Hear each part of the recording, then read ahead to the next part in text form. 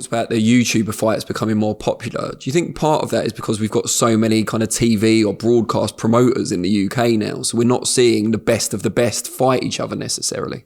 I think the thing with the Ben and Eubank fight is purely what it is. It's down to their father. I think with the YouTube, it's because there's a young generation who follow these guys, and they're not following for boxing.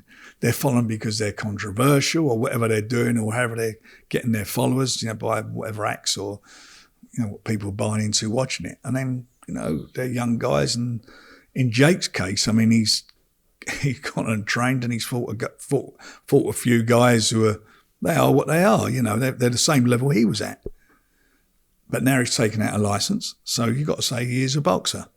He's got a license, and we'll see what happens with who he's going to fight and opponents. But he trains hard, and I like him. I think he's a great promoter.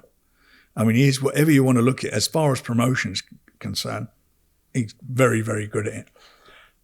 But it is at the level it's at. That's why I would love to Tommy to have got in the ring with him. Tommy's a novice. He's only had 7 fights now, and I fancy it would have been a real test, real test, and we'd have seen what Jake had, and we'd see where Tommy is as well. So, and because of their public profile, their background, which not so much because of boxing, it's because I suppose as we said, what it is with Jake and with Tommy. He's obviously Tyson's brother, and he obviously was on Love Island, so he built up this following. But he is a fighter. He is, he has been boxing professionally. So I'll get why people buy into that. And I've got to be honest, I'll buy into it. It's another one I'll watch. I'll watch that. I've watched some of these YouTube fights, and I'm like, what is this all about? I mean, they're competitive, but they're donkey derbies. We're not watching, the derby. We're watching a donkey derby. And it's, and I suppose if you're saying this is a competitive fight, then I can understand why people buy into it. When I went out for the show when Tommy fought on the undercard, when Jake fought, what I was surprised at was the place was we got there early. From the moment we were there till we left, everyone was in their seat.